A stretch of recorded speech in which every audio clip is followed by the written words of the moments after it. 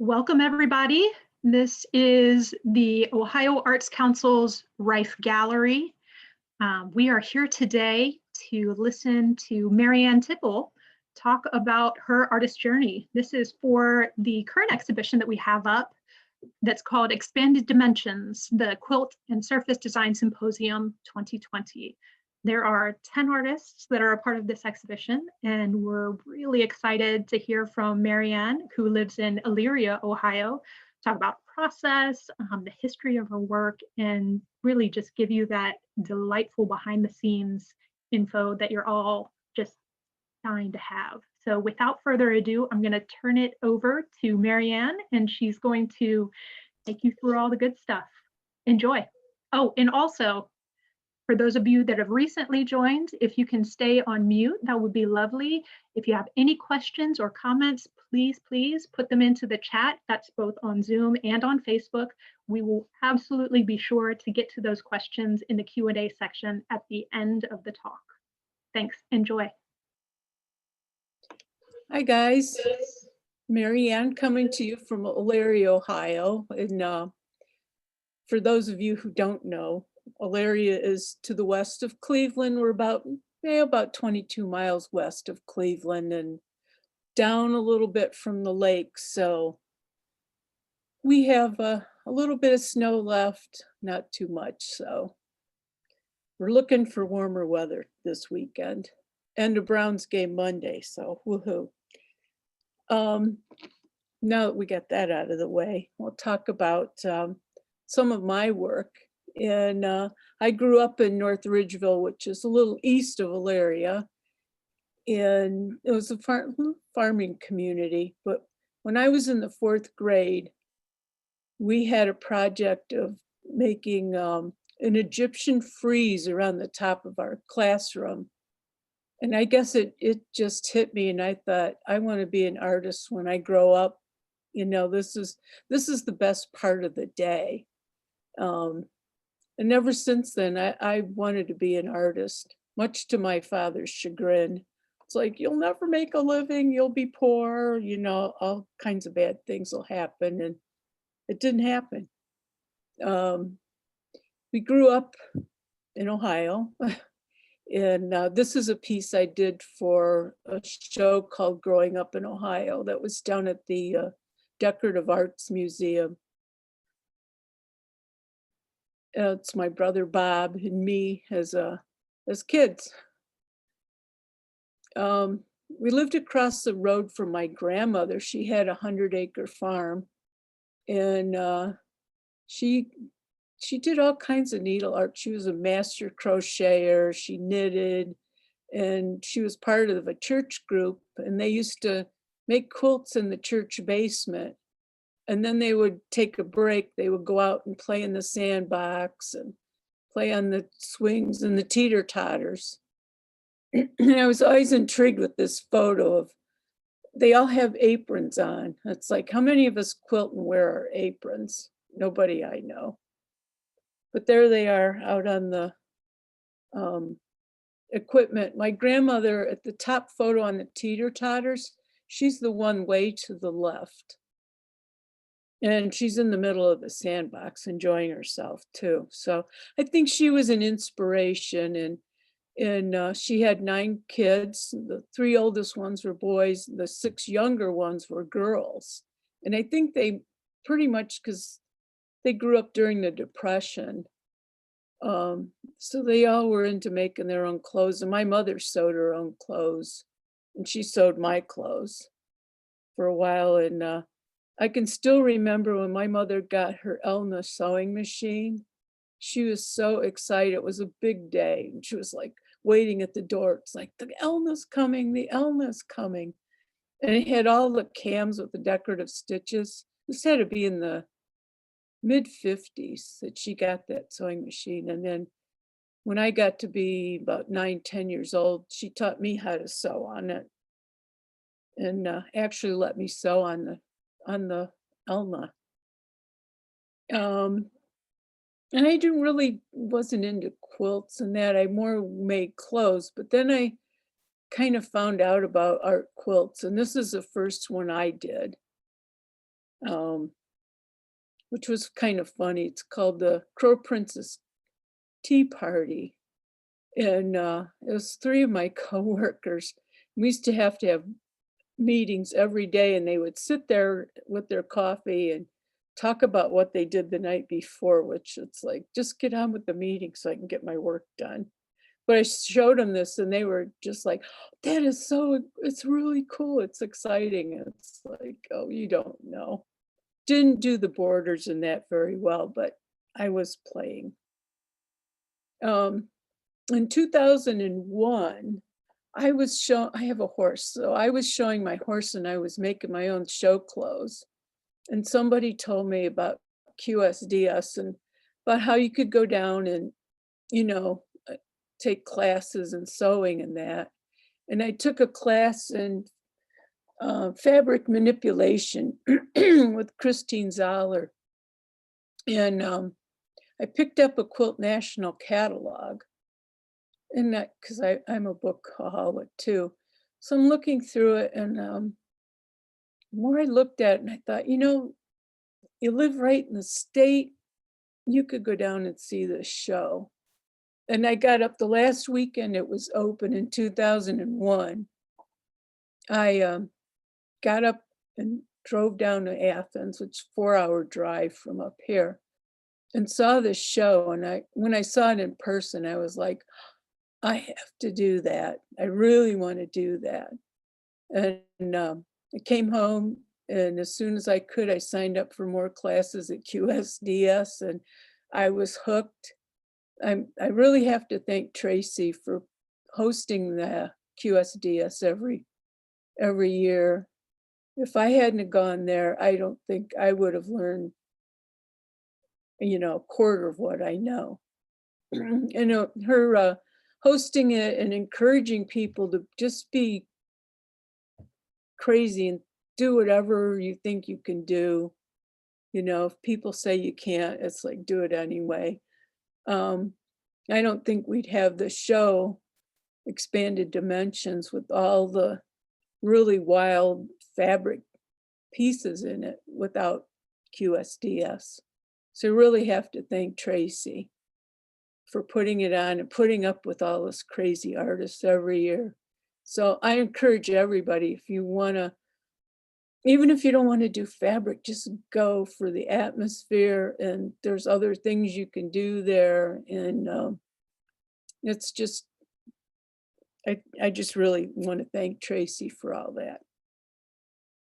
So I learned a lot, had a good time. I'm always smiling when I'm down there. And I took a class with Fran Skiles, and she taught us how to put Xeroxes into the fabric. And this was before there was like Spoonflower and places printing out big pieces of fabric for you. So this is one of the pieces, I think it's the biggest piece I did before I learned how to get stuff printed on fabric. And it's 22 11 by 17 Xeroxes that I pieced together. So I was doing piecing, it just wasn't fabric. And the only time I really saw it hung up was, it was in a show up here called Artist's Quilt Maker. So I saw it hung up there, and I saw it hung up on my garage, because I nailed it on, climbed up a ladder, nailed it up so I could photograph it. And that's me and my mom, who had fallen and had a brain hemorrhage in that. So that's why it's called For the Saintly Mother Whose Crown is Broken. And that's the two of us there. So I was doing the fabric manipulation with the cotton duck and gel medium and Xeroxes, and it was kind of a pain. I couldn't do a lot of stitching on the piece. Once I put the gel medium on it, to get it through the sewing machine was really hard. So, and this is another picture. This is a picture of my mom. It's called In the Beginning. And it's my mom, actually hangs it by my front door. It's like my mom going out for a good time. That was another cotton duck piece. And but I really wanted to get into being able to do the details and the fun stuff with the photographs, and I kept taking more classes. So this one I did a lot of stitching. I added the beads. I added sequins. God forbid I should add sequins. And it's got little beads coming down the side with it, so it's like fishing in the rain. It was my great uncle out deep sea fishing, but the little beads coming down the side so it looks like rain. I mean, who fishes wearing a top, coat and tie, good shoes? Only your rich uncle. So that's the part of the thing about getting things printed on fabric is that you can add all this stuff and you can give what would be an ordinary photo, you can give it, detail, you can give it texture, you can really give it whatever you need to do to make it pop out. And part of the thing with the photographs, I finally did go to art school. My dad was like really against it, and I finally just told him, you know what, I'm going. I got a job. I'm paying for my own art school. So I went to Cooper School of Art up in Cleveland. It's not existent anymore. And I took up graphic design. So he couldn't say you'll starve to death because I got a job at an ad agency. And one of my jobs, because I always loved photography, I would pick out the photos we'd use in the ads, which was a big thing in the 60s and 70s. One of the first ads for Volkswagen, and it was just a beetle on the thing, and everybody was like, wow. So photographs became very important, and it's kind of informed my work. And when I went to art school, I took a class in photography, and I got a good camera. I had my own darkroom. So I have a lot of photos that I took and a lot of family photos that I've used. And then when I got all those photos on the fabric, I got into using a lot of thread. And this is little David. He's a goat in the barn I keep my horse at. And I started putting fur on him, and I got a little carried away. But all that thread, it made it look really real. So I was into that, and taking a black and white photo as the previous one and putting the color in it. I found that interesting too. And then I got into doing whole cloth pieces where I just use the photo on the cloth. There's no patchwork or anything on it. And like in the horse, you can add the color to the eye, and the rest is black and white. So it kind of stands out. And I got into doing the backgrounds with all the different colors. The one of my grandmother, she's Barbara, the horse is Rosie. But Barbara, I put all the color in the background with the texture, and it's a big piece, so it's like 2x3, I think. So she pops out too. And then lately I've been playing with transparency, because I found if you buy the cheaper fabric, that you get your photo printed on cheaper fabric, that it would let the whatever's in the background pop through. And I didn't like that. So I was trying to fix it. But then I thought, I should play with that. And I got these pieces, started getting things printed on chiffon.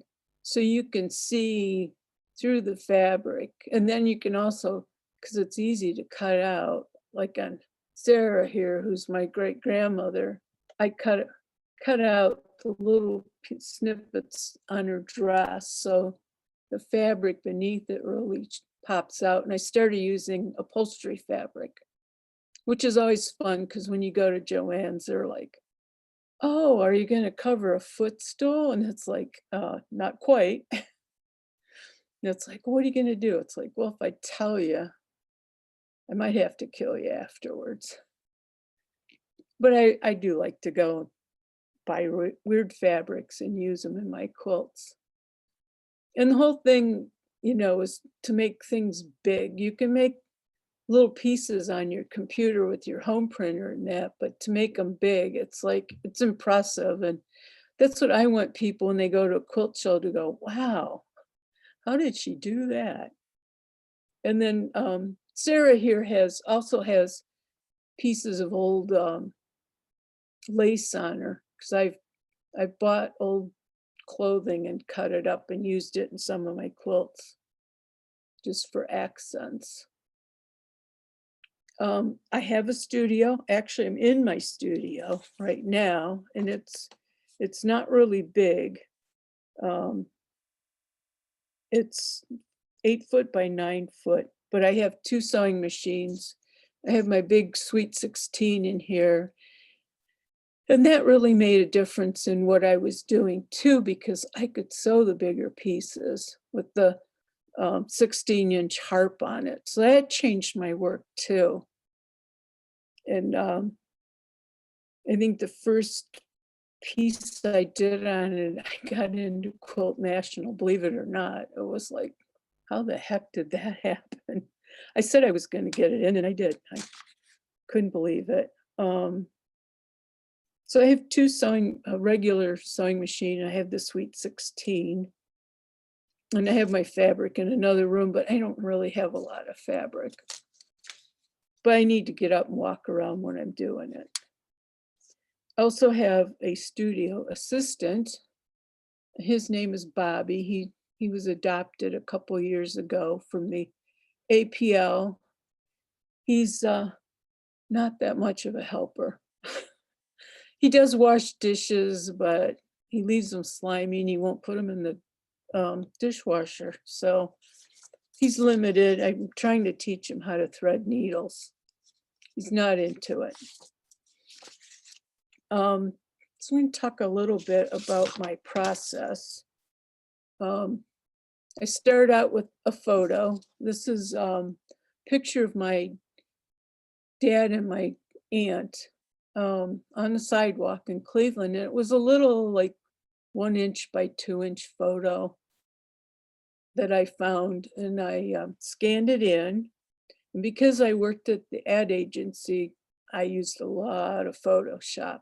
And I know I have a good scanner, and I know how to scan small things and make them quite large. And so I scan it. Usually have to, because the photos are old, so I have to do a lot of Photoshop to get all the dust and scratches off. And I clipped them, and I used a filter on them to make them like posterized. And it's fun, you can play with the posterize and make them really weird or make them nice. And I clipped them out and kind of moved them so they were closer together. So I only had to buy, I think, 3 yards of fabric with them on it. And once I got them, I clipped them out, physically clipped them out of the piece of cloth from Spoonflower, and I hung them up and started looking with them. And then I started to play with the backgrounds and putting them, I was going to make it one big quilt, and then I thought, you know, it'd be easier to make 2 panels, and then I'll sew them together. But I started to audition the fabric. Then I ended up with white behind her and black behind my dad. And then I started to stitch. And I used variegated thread, and I did a lot of stitching. I was teaching myself how to sew on the Sweet 16. Of course, I wasn't that good at making it straight, so I'm like, good, we'll go with it not being straight and the stitching. And thought I had one. Well, I guess I don't. I thought I had one of the fabric behind them, but this is the final. And they ended up, I made 2 panels out of them, but I tried playing with the fabric behind their heads because this is called the conversation. I did it in 2 panels. So you can switch the panels if they're fighting, you know, or if you have a fight with your husband, he comes home and he sees they're switched. It's like he's in the doghouse. You can also place them on an inside or an outside corner. So I thought it was a lot of fun to play with how you could hang these. And they were bought by Jack Walsh at Quilt National. So I was lucky. Thanks, Jack. We'll talk about what I have in the show this year. Well, not at the Rife show, I shouldn't say in the show. So this is a picture of my grandparents. My grandmother is the quilter, and we grew up across the road from her. She had a 100-acre farm. And my grandparents were married over 50 years, which was a big thing back then. They had a big party. There was an article in the paper. And I still remember the party. And I was probably 8 or 9 at the time. And I remember this big party they had. They had it catered. It was a big thing. But my grandfather was not in the greatest health. And he was a victim of dementia. And they called it hardening of the arteries back then. But my mother told me that a couple weeks after the party, she was sitting in their kitchen, and my grandfather looked at my grandmother and he said, "You know, you're a good-looking woman. You should find yourself a husband." And it really hit my mother when you're a kid, your mother's upset, and it like affects you too. And because he was losing it. He didn't know where he was. He didn't know my grandmother after all the years they've been married.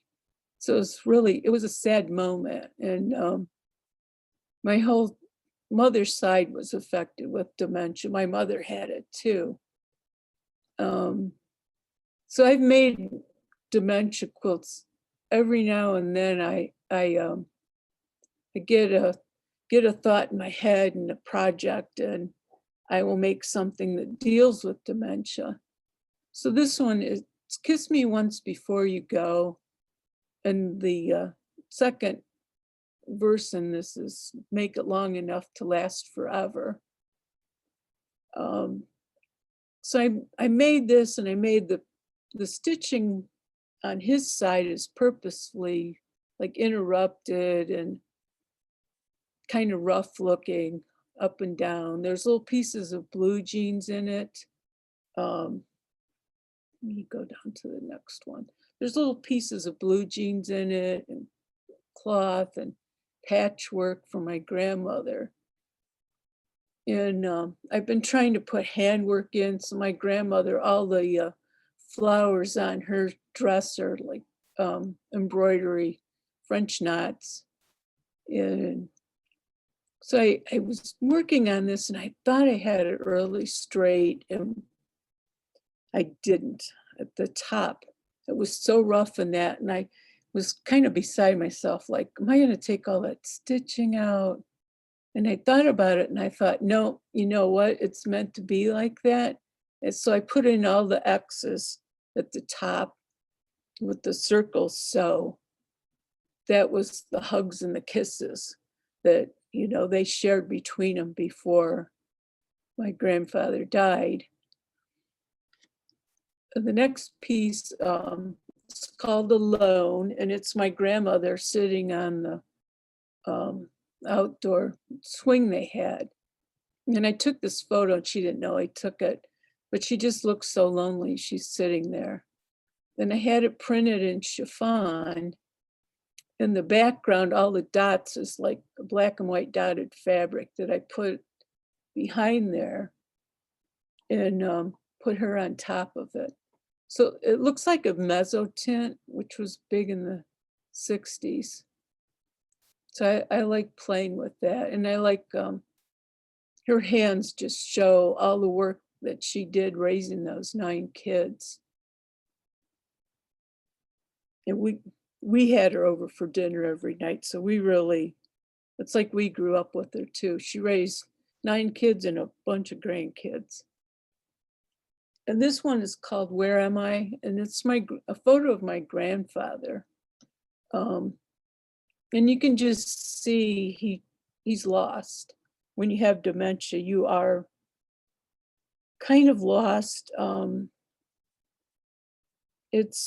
Dementia affects 14% of Americans over 71 and older. It's slightly higher in a woman. It affects 16% of women, 11% of men. Older African Americans are twice as likely to get it. And, 66.7% of out of 100,000 people in the US have it. So if you live long, you might be getting it. And it really affects the family a lot because you end up taking care of people. And a large percentage, if you were a caregiver, it affects your health also. It's very taxing to live with somebody with dementia. And there's a lot of strategies behind caring for people with it. My mother had it, and I took care of her the last 2.5 years of her life. Thank God we had hospice, so they gave me a lot of coping strategies. And really, I worked at a church as a secretary, so when I would have people call and need services in that, I did a little counseling on my own, little advice like, you need hospice, you need help, here's where you can go get it. So it affected my life a lot, and now I'm just waiting for me to get it, but maybe I won't know that I have it. I tell my friends, if you hear me babbling, let me know. And one of the stories, I was maybe 8 or 9.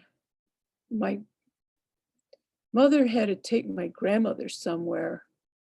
So they had me go over and babysit my grandfather and keep him. They had made a pie and it's like, don't let him in the pie. And I was like sitting there like, please don't get in the pie. I can't yell at you. I'm only 8. He didn't get in the pie, thank God. So I'll show you some of my best hits. This is, what was this called? Oh, Our Dad's at War. Got in Quilt National 2007. And I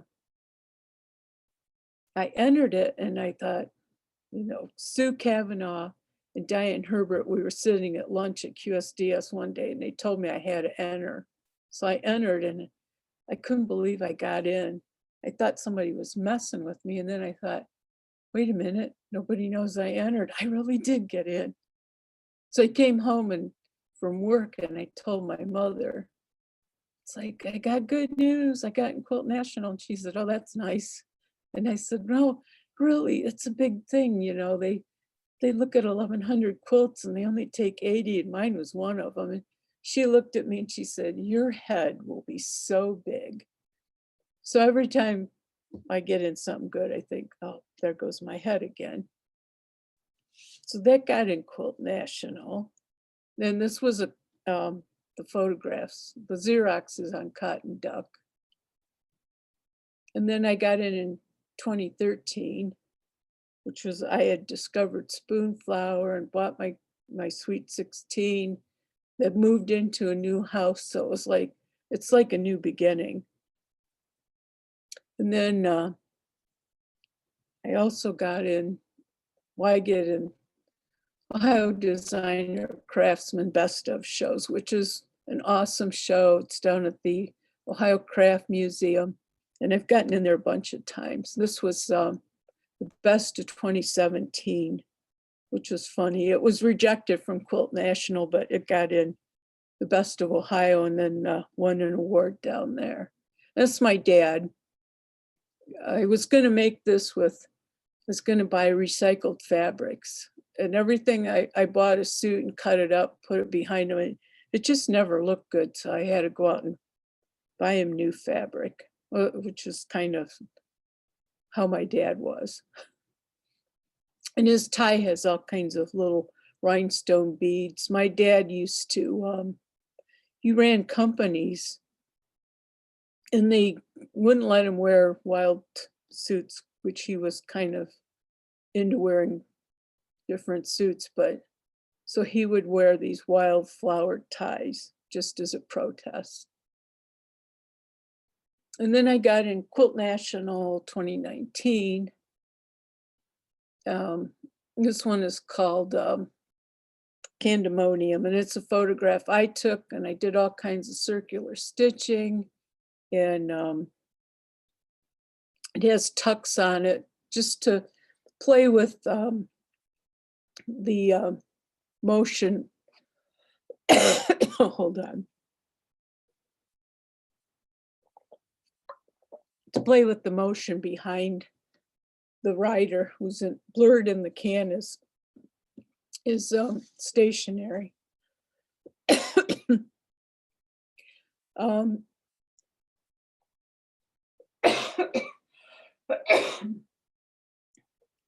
Too much talking.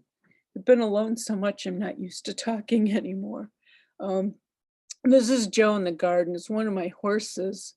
And I really played with using different color thread in the grass. It has all kinds of reds and yellows and the greens. And he's an Appaloosa, so all the stitching on him is this little circles. And Joe and the roses. And this is the first piece I did in chiffon. And I was going to put dots behind him, but it didn't look good. And he just happened to like roses. This is 23 and everyone else. This will be in the Best of 2020 show at the Ohio Craft Museum, if we ever get a show up. And The Boy Who Loved Flowers, my brother Mickey, with his flowers. And some of the stuff I've been working on lately, I got into Kodachrome slides, which are really little 35 millimeter slides, but I've been able to blow them up really big. So this is like, I think it's 5 foot wide and probably about 2.5 feet tall. And she has hand embroidery on her dress with all kinds of French knots. And then I figured out I have to add more. So she's got polka dot ribbon. There's some lace on the car. Oh, just fun to do. And this is a slide I have of my brother's in the pond up at Lake Michigan. So that starts out as a 35 millimeter slide. And then I had it printed. I turned it into black and white. And I did a mezzotint effect behind them, which is just playing in Photoshop. Sometimes I just open things up and start messing with the filters and that. So I printed out in black and white. And I think this is about 2 by 3, the black and white one. And I was going to put fabric behind it that looked like a pond. And it just didn't do anything for it. So I happened to lay it on a piece of striped fabric, and it just was like, wow, it's like an eye dazzler. So it has all kinds of circular stitching in it, which was fun to try and keep straight. But I also had it printed in chiffon in full color. And that's on the blue one on the other side of the screen. And I put that over the pond colored fabric, which shows through, and it worked on that one. But it has all kinds of beads up in the water line and in metallic thread. And then I started to add the grass and colored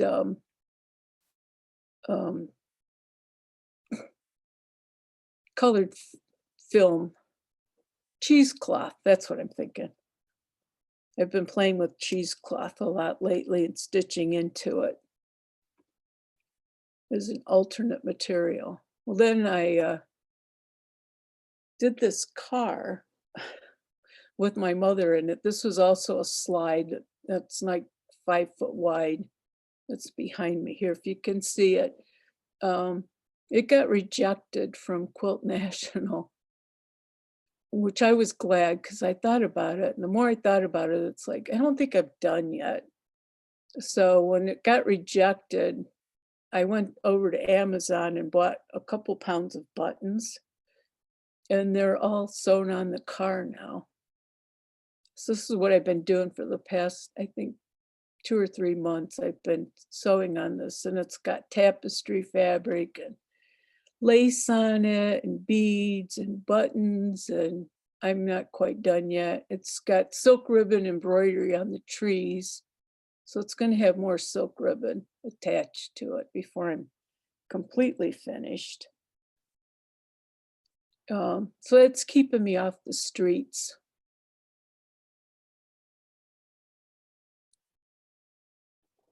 What else are we doing up here? Shoveling snow, taking the dog for walks, and missing everybody out there. So yeah, I'm so happy to be in the show at the Rife.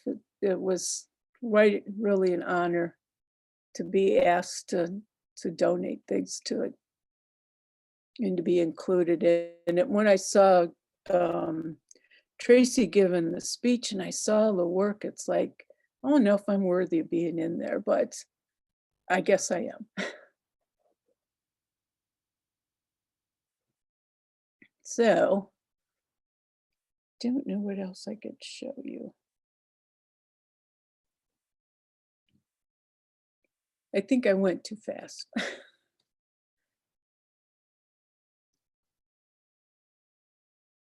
And I'll talk about this one just a little bit, because last year, we've been getting into this 23 and me, and who are your parents and where did you come from?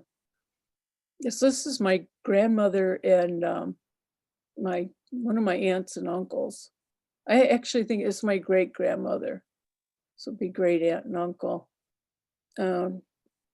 Photograph I took of them, and I was thinking about, if you find out where you came from and all this, you still can't change who you are, what you ended up to be. So it's like, in the end, does it really matter?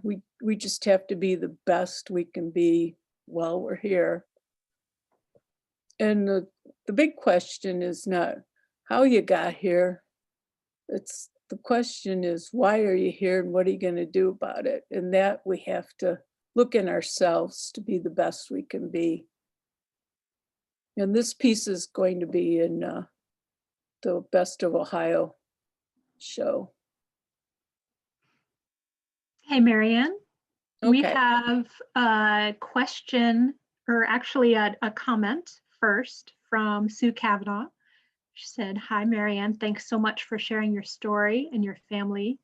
So much feeling. Your work is extraordinary and your head is just fine. Love hearing your droll sense of humor again." And then we have a question from Genia Lovett. It says, "Hi, Marianne. When did you do the first piece that you showed us?" Oh, I did that probably was around 2007. It was one of the first pieces I did, and I would back up there real quick. I was playing with what else can you do with this? Oh, unless you mean the first art quilt, and I think that was around 2001. And the first one, when the artist discovered Picasso, is like I was playing with the cotton duck and wanting to sew in it. And so I cut them up and put them back together and came up with this um, crazy portraits. Didn't last very long, but it was fun when I did it. One of my friends told me, she says, "You got to stop doing that to yourself." All right, we have a comment from fellow artist Judy Rush as well. It says, "Hi, Marianne. I love the progression of your work. Great to see you and hear you discuss your work. Looking forward to seeing you soon, fingers crossed." And another comment from Sandy says, "Yes, you are worthy of being included at the Rife." I have a question for you. This is something that you haven't yet touched on, but you had mentioned the importance of titles in your work and also how that ties into an extraordinary kind of road that you went down in doing improv. Could you talk a little bit about titles and improv and how you sew those two together, pun intended? Oh yeah, forgot about that. Well, when I turned 50, was a long time ago, like 20 years ago. Second City opened a school in Cleveland. Was in the paper that they were going to open this improv school, and I always loved improv. When I was a kid, my parents never knew this, but everybody would go to bed like at 10 o'clock. And I wouldn't go to sleep. But I would go out and I used to watch Steve Allen when I was a kid. And I just loved all the improv, and Jonathan Winters is like, I love Jonathan Winters, and he's from Ohio. It's like, woo.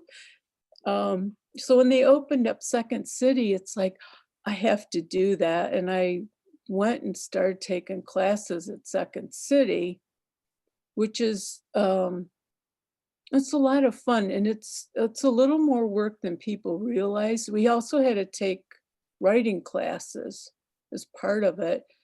And part of improv is when you're playing in a troupe, you learn to have this group think, and you get to know the other people so well that you can kind of intuitively know what is going on with them and what they're thinking. And one of the you do all these games, and one of the games is that you're on a wall, and one person comes down and says something, and the next person has to be able to say in one sentence what's going on and what you're going to do about it, who they are, who you are. So you really get into this intense writing and being able to compact a lot of thoughts and feelings down into one sentence. So my titles might be a little long, but that's because I'm like trying to put everything into one sentence and to direct what you think and feel about that photo. So when I'm working on something, I'm always thinking of these stories and what they're doing and where things are going in the photo. Great. We have a comment from Andrew. And Andrew says, "Hi, Marianne, your work just blows me away. You are painting with photography and thread. I find it interesting that your work straddles two realms, that of craft and fine visual arts. Thank you for sharing." Oh, thank you, Andrew. And then Amy has a comment. It says, "Marianne, first of all, I agree with Sue. Your head is rightly sized. Alzheimer's runs in my mother's side as well. I actually have a very similar story about my great uncle asking his wife to marry him one morning. Anyways, I don't have a question, more of a compliment. The way that you are stitching and embellishing these pieces really makes the connection for me between memory and presence of mind. and creating things that can outlast our own lives. These are so beautiful. Thank you so much. Thanks, Amy. And Carol said, your work is redolent with such poignancy and beauty. You write, not literally, your story in images. How does the choice of textiles influence that story, and the use of embellishments enhance the dimension of your story? And then a little dash and says, I love your work.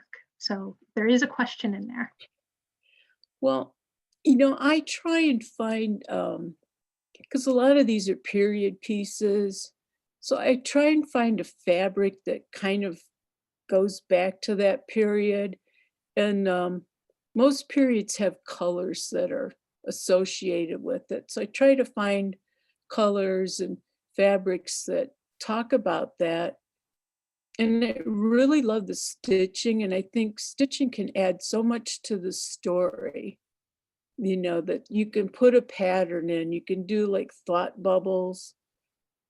I have one piece that I did that has, I call it the life pattern, and it's got squares, but in each square, it's like the stitching goes up and down, and then it's like life. Sometimes you just have to go side to side. Sometimes it's up and down.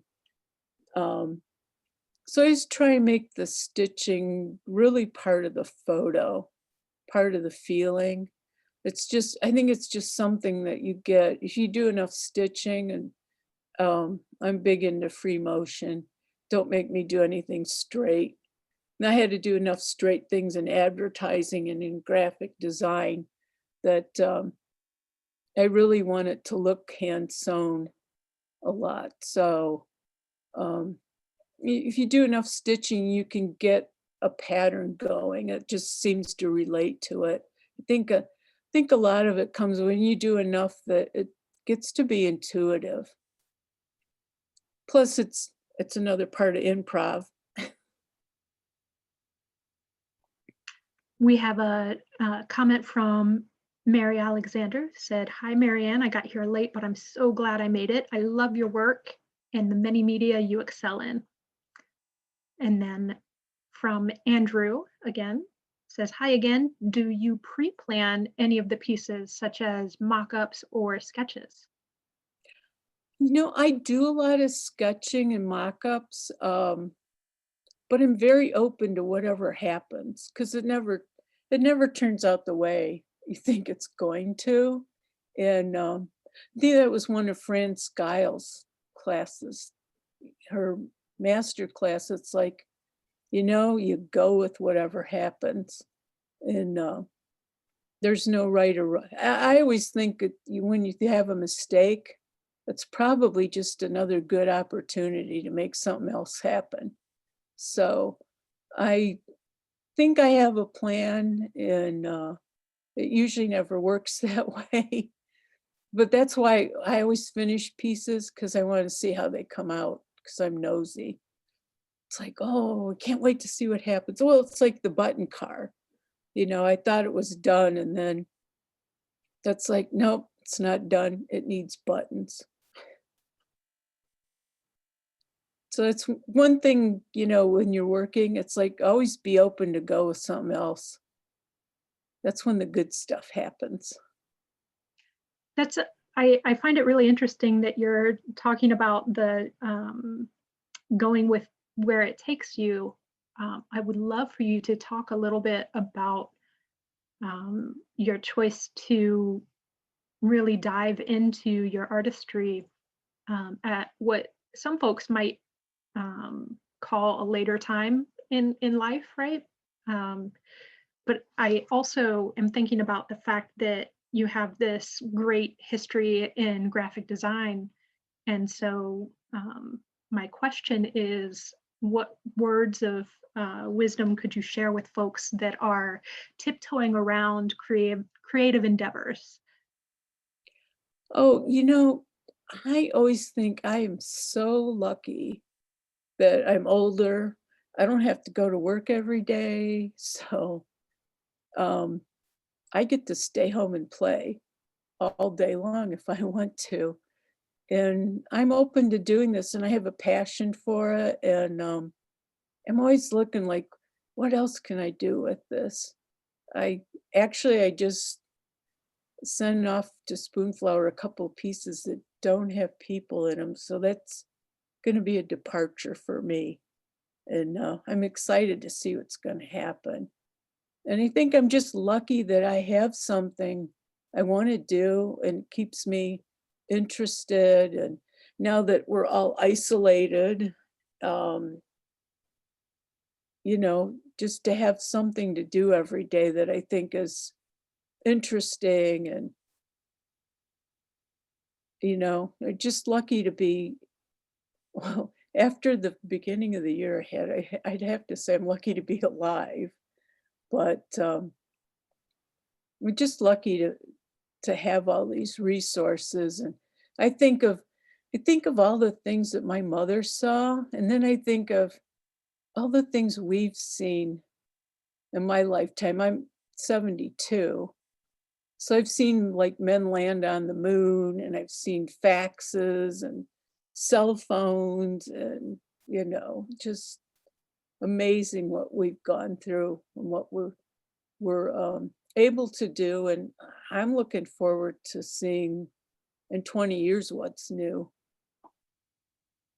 All right, we have a comment from Carol. Carol says, your humor is a delight, adds even more dimension to who you are and what you create. And Brenda said, do you have pieces that you have never been able to finish the way you want and so have put them away?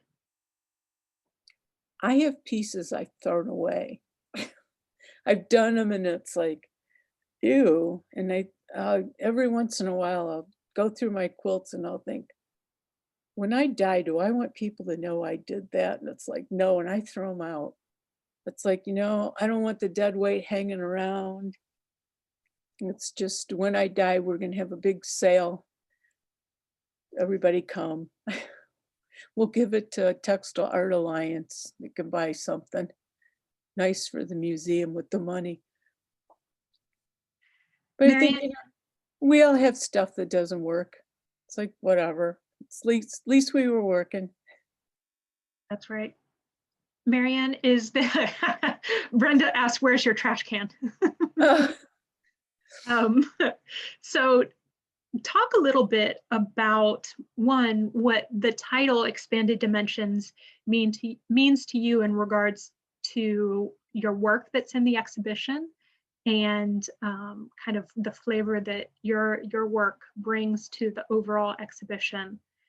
And then additionally, what QSDS has meant to the trajectory of your artistry. oh, when I wasn't sure about expanded dimensions, when I read the title and I thought, well, I don't know, exactly what this means, but I was working on the dementia series at the time, and I showed them to Tracy, and I thought, well, it is expanding a discussion about dementia and all the problems we have this year, but that's just one ongoing problem that affects me, and I talked about it.